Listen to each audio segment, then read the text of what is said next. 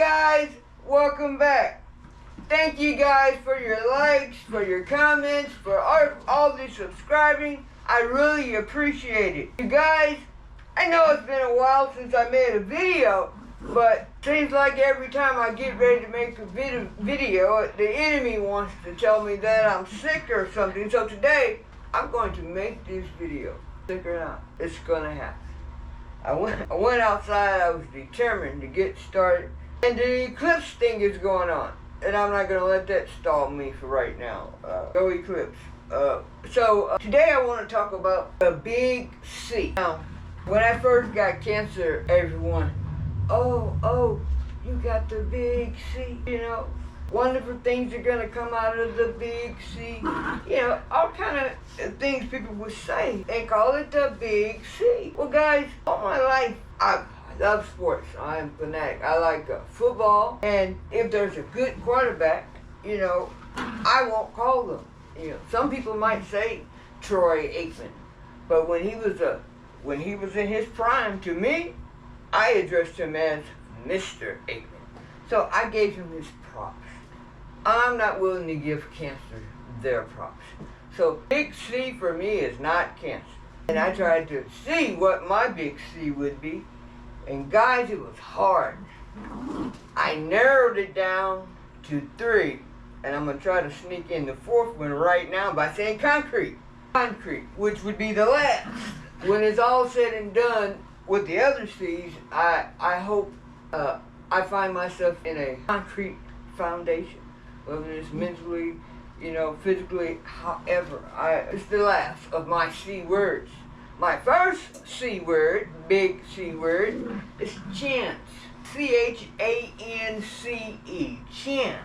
When I think about all the chances I had to turn my life around, when I think about being robbed at gunpoint with all 3 of my kids at my feet, no harm came to me, when I think about I have a bullet in my back from the gunshot 40 years ago, when I think about a couple times when my family had to put me on the plane from California and send me back to St. Louis before they took my life in California, so those were chances, and those were gifts.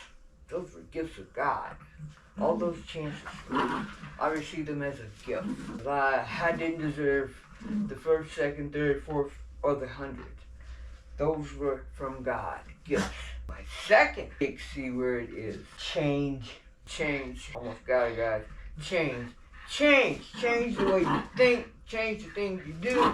Change the way you walk. Change the way you talk. And how does change come? It's not easy. You guys, I haven't told you the story yet, but I will tell you some prison stories. So, I was in prison for 6 years, and I went in prison for selling crack cocaine. And I'll tell you, somewhere in my 3rd and 4th year in prison, I was selling crack cocaine. Now, my 3rd, 4th year, and now it's time to start trying to get home. You got to do a certain amount of time for it's even possible. 4th year, it's time to start working on trying to get home. Well, like my father, I was a gambler, so you can always find me in prison when the yard is open at the domino table. That's how I ate, and I ate well. Oh, I'm so sorry. I'm sorry, girl. That's how I ate. So, since I couldn't get up from the domino table and go to the classes, the classes are ran by inmates. Of course, there's a counselor over it, and she's going to come in when she feels like it. But as the most part, the trustees, the people that have proven the inmates that they can be trusted a little bit, which they could, because the trustees would come to the domino table, and they would whisper in my ear, be a different one, different times, but hey, you got a pack of cigarettes? I ain't bad. I sure do. 5 minutes before the yard closed, come get me. I'll hand it to you right before we close the yard, okay? Because I'm not getting up from domino table. But I'm going to give them that free pack of cigarettes because they're going to ensure that there's no problem with my name being signed on whatever classes that were supposed to be taken. Then came this one particular class that I could not buy my way out of. Now, they did some signing my name with the class, and the class was called Thinking for a Change. And I had to go. I had to leave the domino table, and I had to go. The counselor would even check sometimes to see if I came, because she was telling me, you're not going home if you don't go to this class.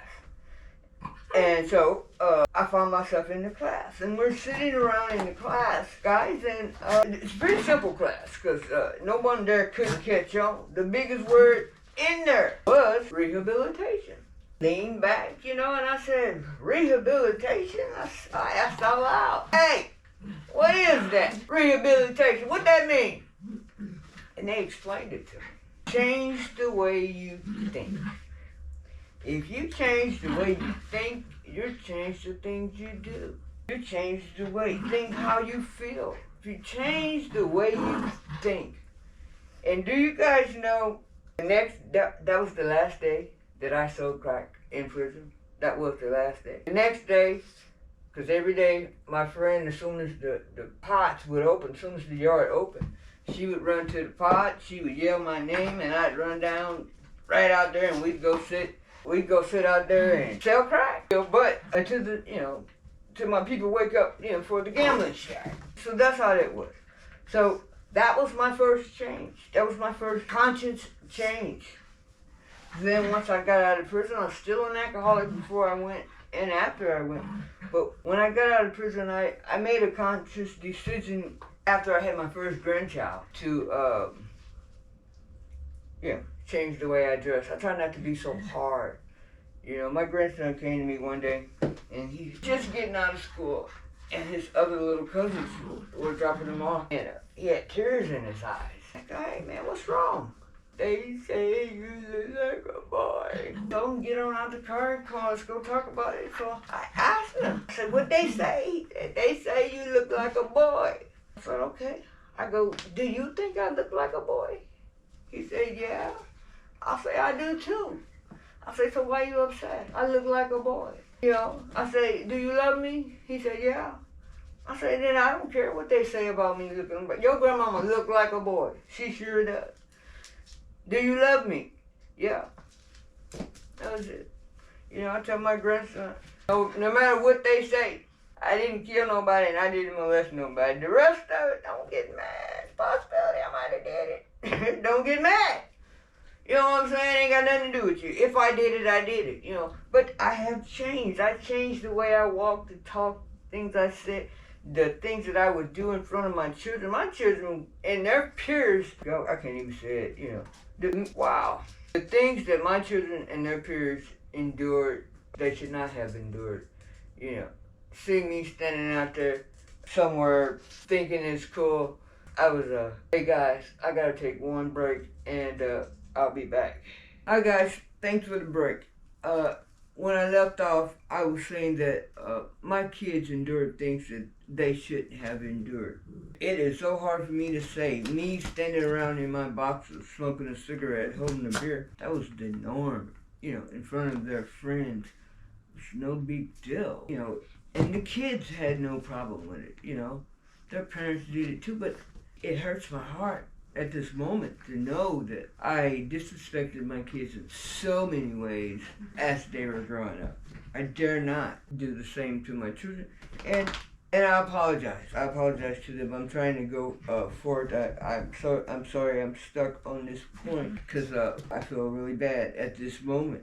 But change is where I was at. Change is what started happening, but that's just a little change. Just changing, just lightening up. Is all I did, when my grandkids come. Maybe I didn't curse so much.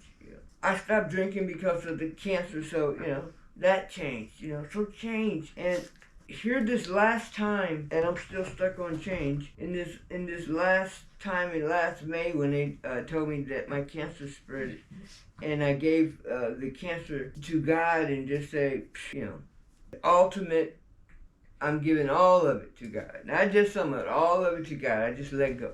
I let go and I let God, and that changed. That changed my heart. Oh God, it lightened the load, guys. It lightened the load so much. My aunt, before she passed, I apologize, but I believe she was in her 80s. And no, and people, I won't say her name, but exact words was, her give a fuck was broke. And, you know, mine was, but it's not broken anymore, you know. And that's a change. That's a big change, because it's in my heart, you know. It's not just, you know, me trying to pretend like I'm not so hard, you know, but I feel, you know, what's the word? Humble. I feel a kinder, a spirit within me. I honestly do, you know. And my last word is going to be courage. Courage. And that's a really hard one, guys, because talk is cheap. You know what I'm saying? Talk is cheap. Courage. I've been scared of so many things all my life, you know. Even scared of dark all my life. Everybody tell you that. I just now, again, when I let go and let God, I for real can turn off the lights in my room now. I sleep in the dark. 59 years old. First time I ever sleep in the dark. I sleep in the dark now. Cause I'm not scared of what's gonna happen in the dark. I let go and let God. So I ain't scared of the dark. You know? I ain't finna sit here in no pitch black. You know what I'm saying? Don't play with me. But, you know, courage. Courage is a hard one because I'm still working on the courage one. You know, yeah. I could, courage. Going to church. For me, that takes courage. For me, going to church takes courage for me. Yeah, and I've been going. I missed 2 weeks, and kid you not, that another C word, once I let go and let God, now guys, I have this thing called conviction. That's a big C word. Man, every time I do something that I know I shouldn't do or whatever, I have this conviction. I ain't cool, you know, but that's God, you know. Shoot. Now, you know, you got it. I mean, I did right by people anyways, you know. I don't know what, where all this conviction is coming from, you know, but I don't think I don't know. Anyway, guys, that's it. The big C for me is not cancer.